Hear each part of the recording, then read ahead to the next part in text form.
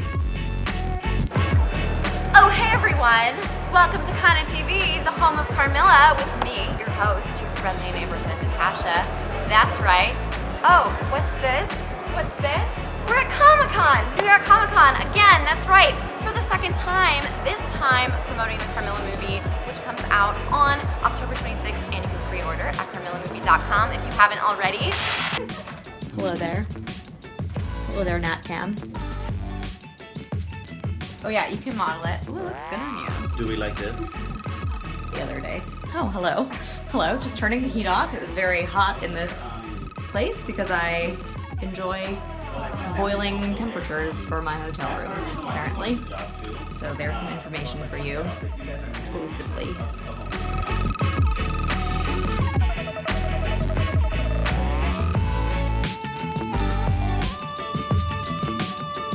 You look so pretty. I can't. You look so pretty. I can't handle it. No, your eyeshadows, like, it just looks so nice. We have a good makeup artist here in New York. He was really good. I know. I'm so glad that we got to have him again. I know. We're about to do a panel. I'm also about to watch the trailer for the first time. I wanted to see it with everybody, but I also thought it would be like nice for people to see our reactions to it. Are you ready?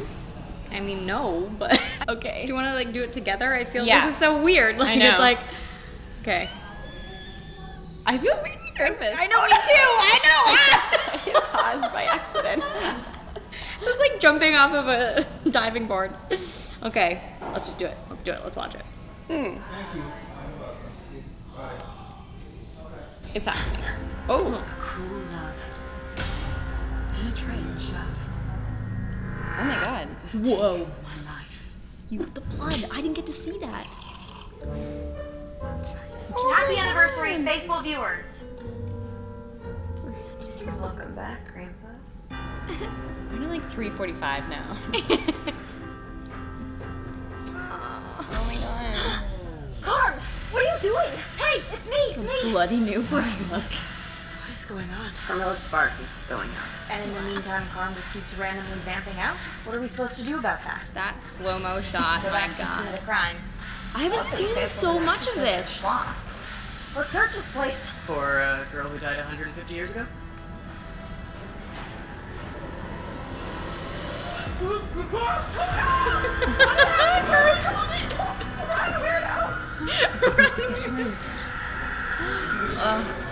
Did you really think there'd be no consequences? Oh my god, she's so beautiful. I missed this. I love that scene. I love that scene. I saw that in ADR. Whoa, whoa, whoa, whoa. This goes Romeo and Juliet on us. I'm totally gonna haunt your ass. Of course. Oh my god! Look at it. We made a movie. Oh my god. We made a movie. Ready? Hi, this is Dennis with Sci-Fi Fangirls, and I'm here with the cast of the Carmilla movie. Hey guys, thank you for joining us. Thank you so much for having us. Thank you for having us. Yeah.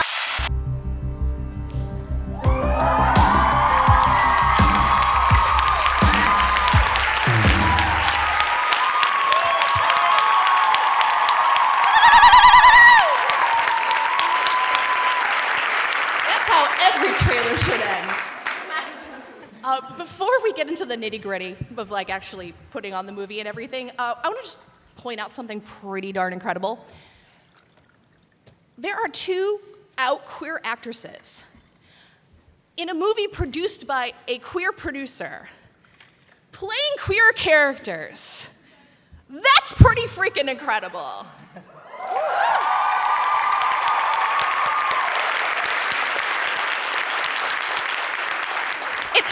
It's like gay Inception. Natasha and Elise, doing something like this is actually pretty rare in this industry, so I just wanted to know like what that's like for you. Where to begin? Man, this has been such an incredible journey from start to now. I don't want to say finish.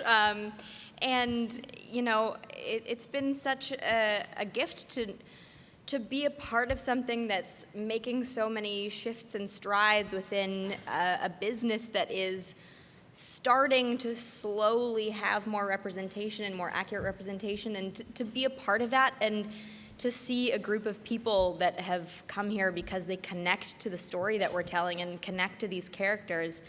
I really feel I feel so much gratitude for that. It's been such a gift to be able to be part of this journey for ourselves and for everyone and for the world as a whole as well. Thank you. Yeah. I think, I was out before Carmilla to some extent, but I didn't realize until I started working on Carmilla how much work there was to do and how much bigger this was. And it's been really cool to be a part of something that sometimes helps me step away from my ego or that part of me that wants to act because, it makes me feel good. And it's nice to have a fandom that it really resonates with. And as you said, I'm just so full of awe and gratitude for it. And it's just been the most incredible thing. I mean, it changed our lives, and it changed a lot of your lives, and how amazing is that, and how rare is that? I started acting to tell stories because I wanted to tell stories and I wanted to connect with other human beings, and now I get to do that, and it's all because of you guys, and it's because of you, and it's just been so amazing. She really is. Carmilla's really is my greatest love affair. Yeah. And speaking of gifts, it is a gift for us to have you on board and just lead the series with such honesty, gratitude, grace, authenticity, and real work. And that means a lot.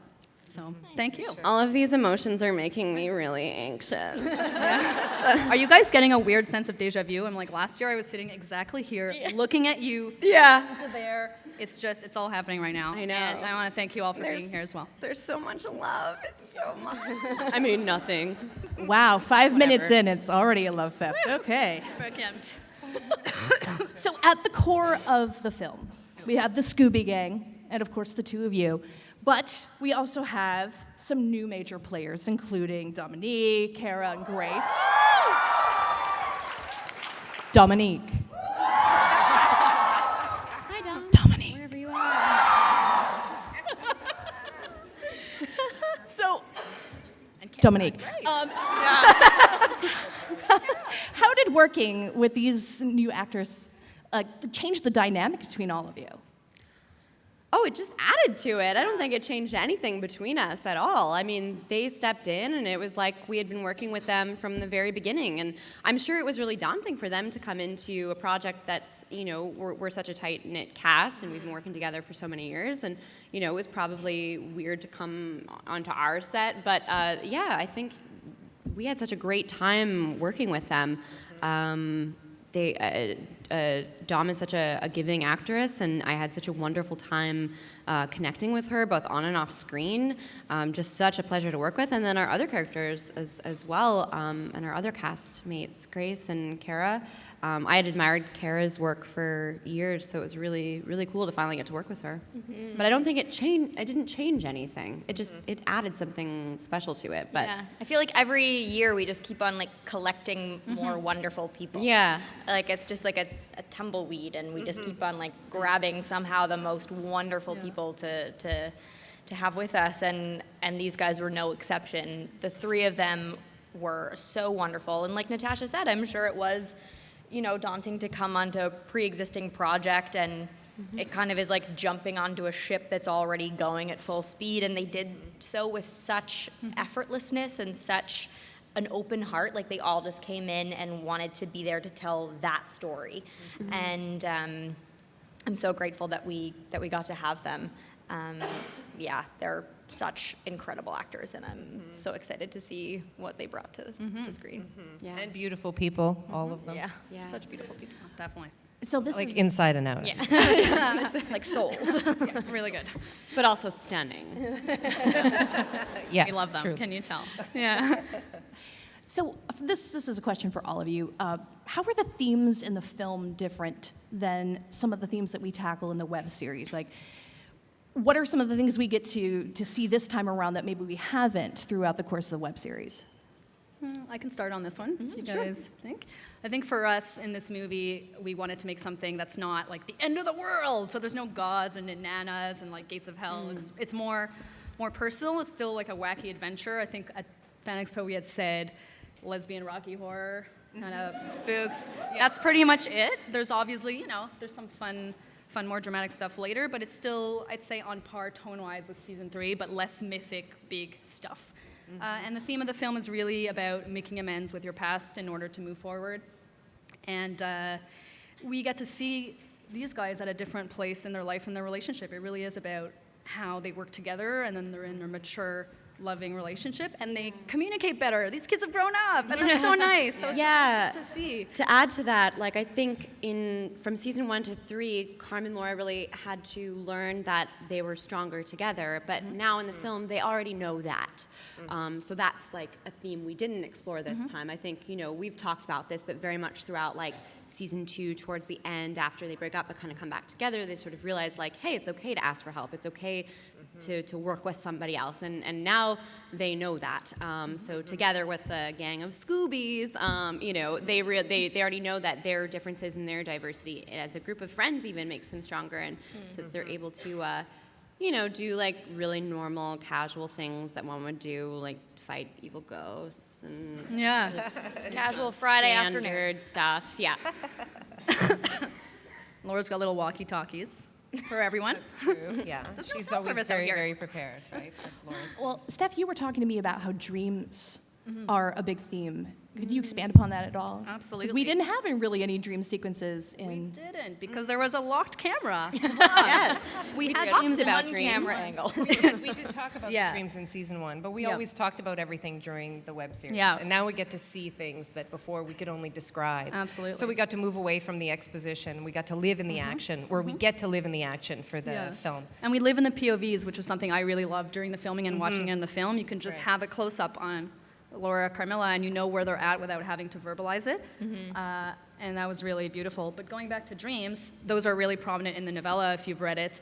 They were in season 1, and we kind of go back to that and see, when Laura was having dreams sent by Elle in season 1, and those start happening again, which prompts this whole re-vamping business. You see why that happens, how it works, and it just allows us to play in a space that's the opposite of a vlog and very about where their psyches are, and it's, it was a lot of fun. A lot And of it fun also- to shoot, too. Sure, you can play in the surreal. You can play with images, things. How do you bring different images together to tell a story that, before what we could do is say, this is what I'm imagining, this is what I'm seeing. Now we get to show it to you, which means you get to bring your own interpretation. And that's pretty fun, too, nice. right? Yeah. Yeah. And it also puts the characters in a present tense perspective instead of, a lot of the vlog stuff is, well, first of all, there's a bit of a different persona that happens because when I'm in public, I'm aware more of how I'm coming across than, say, when I'm in private. And so by putting these characters in a position where they don't have time to think about what they're going to say before they say it necessarily, or create and alter their perspective on it, it's them in the most truthful setting and them in the most reactive setting. And we really get to see them in the middle of crisis too, and so I think there's so much awesome stuff that we get to play with in that. That's such a good point. I never even thought about that, but really it's like Laura's vlogging the whole time. So Yeah, it like is there was the public always like stuff. so we get to see even our relationship from a more private perspective. Which like, I love. Yeah, like a lot I of love our it so favorite much. scenes from the series were when we're in the background more and it's a little more intimate, and we get to delve into that a little bit more, which I think is so beautiful. Oh wait, there are people here. Sorry. I know, right? Like, oh yeah, we're just like talking over top Yeah. of it. Intimate, private about it. moments you get to see. Yeah. Ooh, no brand this time. Ooh, that's nice. Yeah. I love you guys. Although we were very grateful for Kotex too. We are absolutely. We miss wouldn't them. be here without them, and they took a chance. Yeah, when we wouldn't have made very the show few without brands them. Very few brands would, want to do that. So Sure, they let us take a lot of risks during the Yeah. web series. They didn't interfere in the way that you might think a brand would. They really trusted us, and if we said this is what needs to happen in the story, and this is what's going to work for the audience and the fans as well as the characters, and they really listened to that. So that's pretty cool. Yeah, but now it's cool to have freedom. Yeah, just And now something it's different. cool to be doing a movie, and it's different, and there isn't a brand, and you get different freedoms, and you can push the envelope and the boundaries a little bit. And speaking of partners, definitely want to shout out the OMDC and the Canada Media Fund. And we Sure, have and Telefilm. Telefilm. We have our national film Yay. funding agency involved in the Telefilm. movie. So thank you, Canadian government, for supporting your little local producer lesbian plug vampires. there. Just thank you to the Canadian government for supporting arts, Which is and why we encourage all governments to do the same. Absolutely. Oh, sorry, that wasn't supposed to be political. And I think it's really cool that we get to prove to Telefilm, like, look, this is a uniquely Canadian production cast and crew. We are going to put it in Canadian theaters and potentially elsewhere later on. But it has a global appeal because it means a lot to a specific niche. And we're happy to be part of it. And there is value in this. So please keep For going. sure. Yeah. Not just for us, but everyone else who wants to make content like right. this. As the only American on this panel, I'm feeling a sense of deep shame at the moment.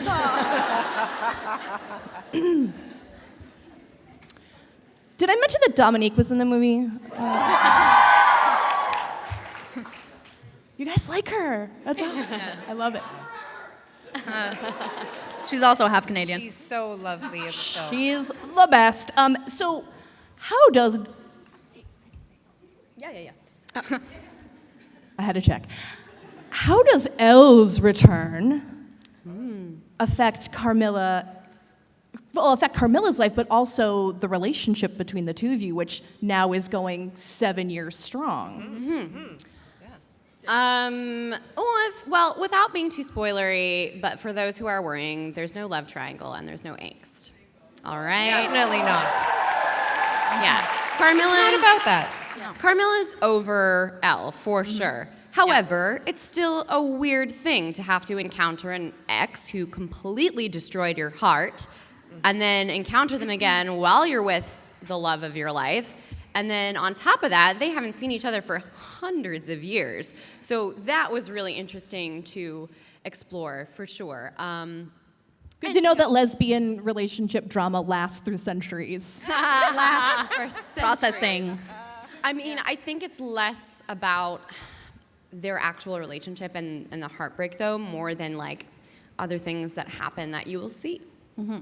I think it's about choices that you make as well, and then facing the music for choices that you've made, and it's not necessarily about their relationship with each other, their lover relationship with each other in the past, but just like I made some choices and now I'm a different person. Yeah. I don't stand behind those choices anymore, but I have to figure out how to deal with that, and that puts me in a tight spot or a bad spot, and I need to make amends. Yeah, and you really do have to heal from your past in order to move into your future. And and these characters, our characters, are still at a time of transformation and going into new avenues of their lives and new careers and new things that are happening. And also, I think when you're in a relationship with someone, you're in a relationship with that person at that time in their life, and that means that there's going to be previous partners, and those are a part of that person's story and a part of that person's journey. About Carm.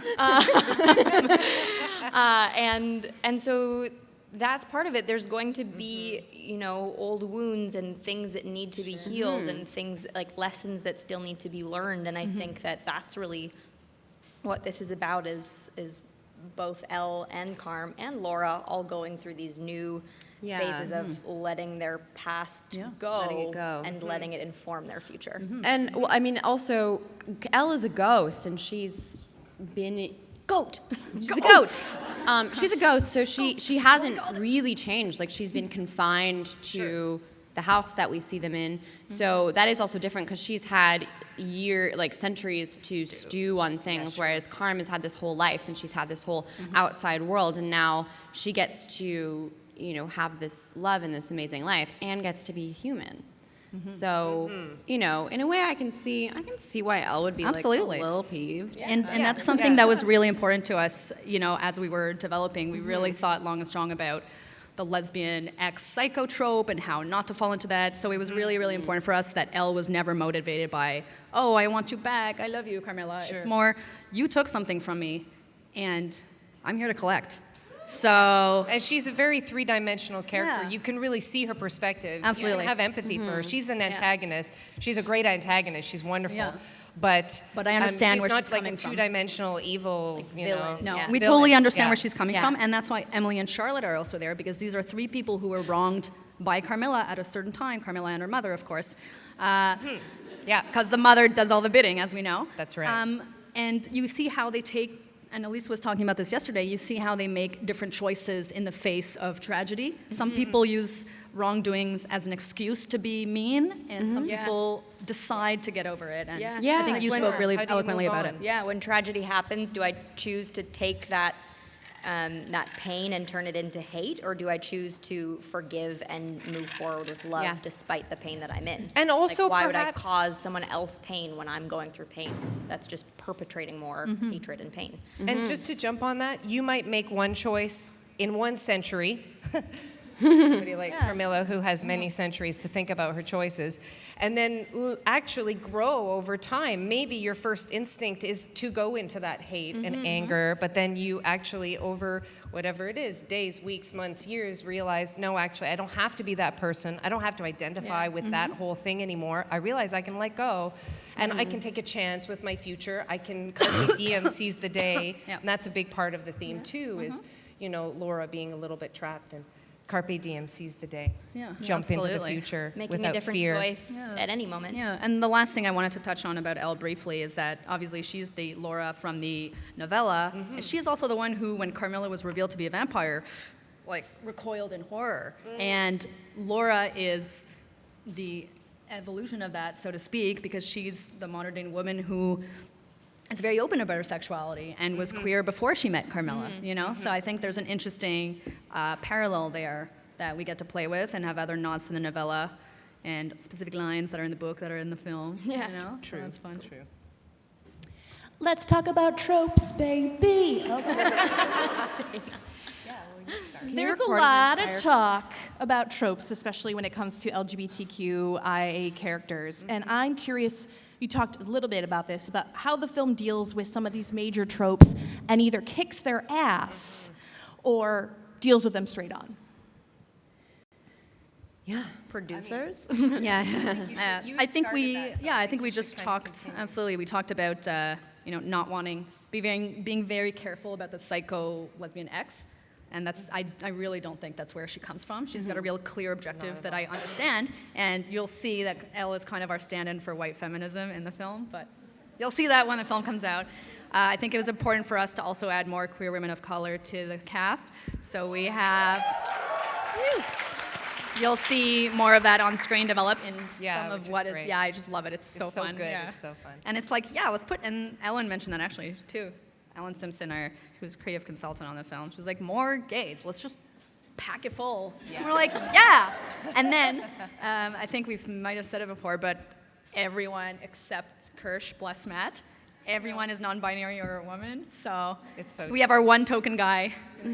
Even the background, actually. Yeah, even the They're all the women. casting director was like, you're sure you want all women all or women? non-binary? And we're like, yes!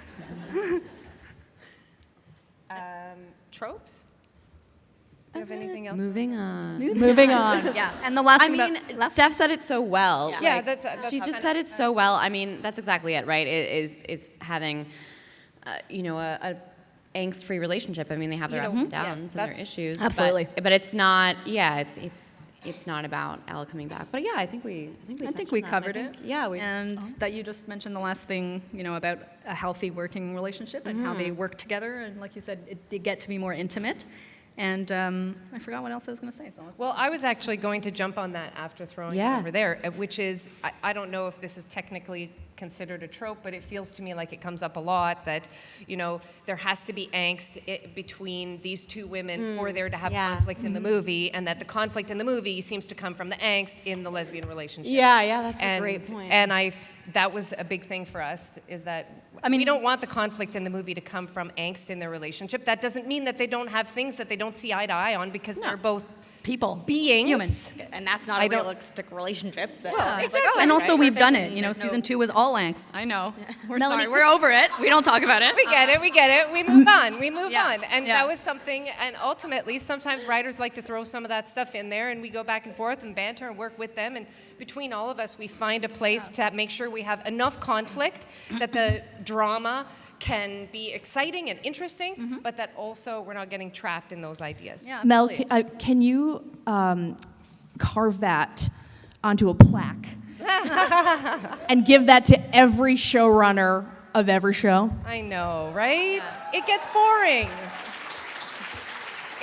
It's the thing is I think it's an easy shortcut to conflict.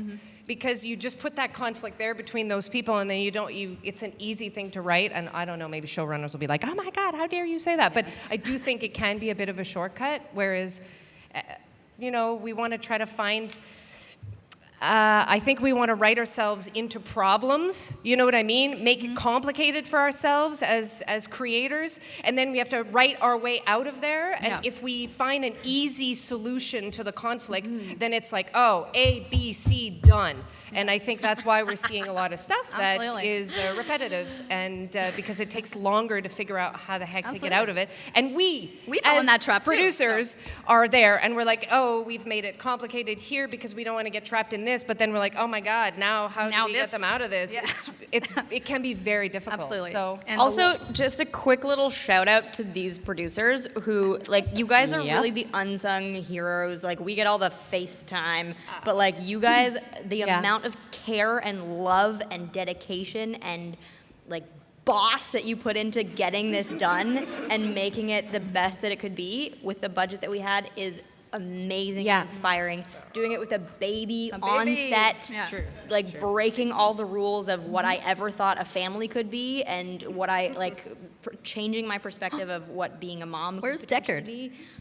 He's you guys around. have no idea. These women are incredible people. Yeah. Yay. Thank you. That's very nice. Can I just say one quick thing? It is actually pretty amazing for me to have been able to make this movie with my baby, who is a newborn, was born during the development process. Yeah. 2 hours after a note call. It's true, actually. Well, I went into hard labor a couple hours after notes. Steph was on my bed, and I was like, having contractions. But, and Spencer's on the other line, and we're just the three of us chatting. But not every environment would accept that. Some environments would be like, whoa, go, have your baby when he's old enough, come back to us. And so that is a testament to Steph, my partner, who I'm like, I can't do this right now, and she was so there, but also just the whole gang of people who were like, we loved it. We loved it. Let's accept this, because a lot of women, once they have babies, it's like, go in that closet, and then when the baby goes to daycare, you can come out. No. You're so inspiring, I think, it can for be all a of drag, us. man, and that makes people think, especially people who are artists, they think, I don't know if I can have a baby, I need to choose, and, I don't think you have to choose. There's a way to do it. As Liz Lemon says, I can do it all. Yeah, right. Which you emailed me the other day. So it's a testament to the environment. And a quick shout out to this one right here, because I couldn't do it without her. And I'm so glad you came on board since season 2 and learned a lot from it as well. I did, definitely. Yeah, for sure. Every day. This love fest is over.